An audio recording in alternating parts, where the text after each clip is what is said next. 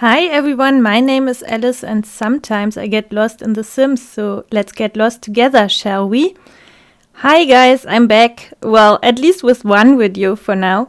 So if you haven't watched my last video, then let me quickly tell you why I haven't been that active in the last few weeks, I guess. So me and my boyfriend live together and we recently got the bad news that our landlord wants us out because his grandson is going to move into our flat with his girlfriend, and unfortunately that is well within his rights, so we have to move out. And so that's the reason why we are now looking for a flat in a really difficult market in the middle of the COVID-19 chaos. And that has been emotionally very stressful and also, has been time consuming a lot, and we are still searching, so we haven't found anything yet. But I think I'm gonna just take this opportunity and tell you a bit about how our search is going. But first, let me tell you what we are building today. And this is a shell challenge by my friend pixelsbymk. And she's on Instagram and also streams on Twitch, but she doesn't have a YouTube channel. But, she reached 1,500 followers on Instagram recently, and that's why she came up with this very cute tiny house challenge. And I decided to go back to my roots. Well, not really, but when I started my Instagram channel, I started with a lot of Sulani builds. That I just had a phase where I was building a lot in Sulani. So I felt like it was time to revisit Sulani, and so I built there. The rules were pretty much like the usual. Don't change the walls, on the outside at least, and you can add fences, but not walls on the outside. And inside you can pretty much do whatever you like. And I hope I didn't miss anything, but I think we were allowed to put in as many platforms as we wanted to. So this is why the game doesn't count this as a tiny home anymore, even though the building is a tiny home, obviously, as you can see. But the platform added so many tiles that it's now a normal residential home. And I made a few a bit weird decisions maybe. For example, I placed the ladder outside because there just wasn't enough space in the house, and I also placed a shower outside. But this is actually inspired by when I was in Bali, actually on Gili Trawangan. That's an island next to Bali. I was staying in a little rental there, and there was a shower outside. So this has been inspiring me a lot, apparently, because it's not the first time I built an outdoor shower in Sulani. Yeah, alright, so much for the build. You will see me creating the whole thing now, but I'm gonna talk a bit about our flat hunting process. So I don't know how familiar you are with the rental market in Germany. If you're not German, probably not very much.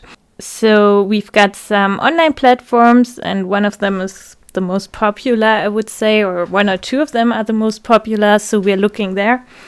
And there's also newspapers, and like really old-fashioned landlords sometimes make an advert in the newspaper, and then you get a number and then you can send a letter to the newspaper, and then they will forward it to the landlord for you, and you don't know who this person is.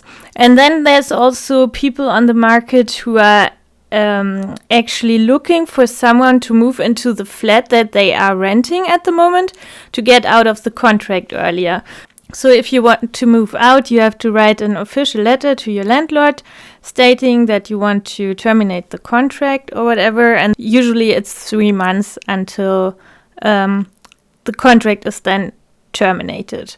So, and some people find a new flat and then they want out earlier, so they are looking for a new tenant, and the landlord then accepts one of the people that they suggest.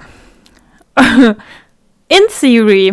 So actually we found a really, really nice flat that we really wanted to move into.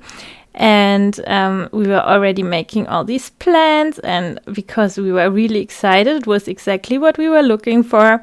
And this was one of these cases where the tenant was looking for someone to take the contract over, basically. And she was messaging us like for 2 weeks, yeah, you're on the top of the list, I'm sure you will get the flat, whatever. And then finally, after 2 weeks, she was like, oh, I'm so sorry, the landlord had his own advert and I didn't know about it. And he took someone who wrote him from there. Well, we actually assumed that the landlord maybe had some friends who wanted to move in or something like that, or someone from their family. We don't know. But that was a big disappointment because we really liked the flat. And apart from that, I think we've seen 10 flats so far. And we are looking for kind of a flat on the bigger side, but for a fair price. And the fair price is the hard part. Some landlords really are charging prime rates, even though the flat is not a prime flat, like it's like we saw one that was where the landlord was a big company and they actually charged a premium rate, but they didn't have flooring in the flat. So we were supposed to put all of the flooring in ourselves. And I'm like, no, I'm not going to do that. Then there was this other flat that we went to go see, and it was advertised as ground floor. And we were like, all right, yeah, ground floor is not like our preference, but at least there won't be anyone living beneath us, because at the moment we have a very difficult neighbor living underneath us, and he's always complaining about our normal walking steps. So we were like, all right, ground floor, let's check it out. It has a balcony, really nice, price is okay, let's go see it. And then we were there, and it was there was a realtor, and she was showing us the flat, and we were like, oh, it's really pretty, everything is cool here, we can really imagine living here. So far so good, you would think. But then, in the very last minute of the viewing, the realtor was like, oh, by the way, the landlord lives in the cellar underneath your flat. And we were like, what, in the cellar? And she was like, yeah, I know, it's a bit weird. And the landlord really wishes to have really quiet people here. And we were like, oh no, I can't believe this. I mean, we are pretty quiet people, but I do have a sewing machine, and we sometimes refinish furniture or stuff like that. So it's not often, but sometimes we are like a tiny bit loud. And then we like to celebrate our birthdays, and we have issues with our current neighbor because of us celebrating a birthday twice a year. So we don't want that again. So we were like, all right, so this flat is out again. And then we decided to make an advert ourselves on one of the big internet platforms that we're looking for a flat and what we're looking for. And then we got a message by a so-called doctor who asked us all sorts of questions that were already answered in our advert. And they had a signature in their email, and in there was the website of the World Health Organization. And we were like, this is super fishy. Like, what kind of doctor is that? I mean, we don't live in Berlin, right? So so we decided to reply that it feels like data phishing to us, and if she's a real person, she can give us a call via the telephone number provided in the advert. And we never heard back. So I assume that really was data phishing, but it was very well done. So if we hadn't paid close attention like we did, we might have missed it, because the person was writing in an eloquent German, kind of old-fashioned maybe, I don't know. It definitely wasn't obvious at first glance. So take care, guys, the scammers are getting better, apparently. Yeah, so I'm sure we will eventually find a nice flat, but it's a long way. So you will probably get some more story times like this with me telling you about what happened in the search, and later about what happens with the move and everything, because I think that's gonna be pretty interesting during the pandemic. Friends helping us is out of the question. So I hope you enjoyed this video. If you did, don't forget to give it a thumbs up, and I'm always happy to read your comments, so please let me know what you think about this little storytime episode.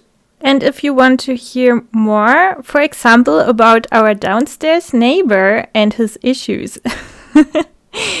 Alright, so this video is coming to an end. It ends with a video tour again, so please enjoy, and I will see you in my next video. Bye!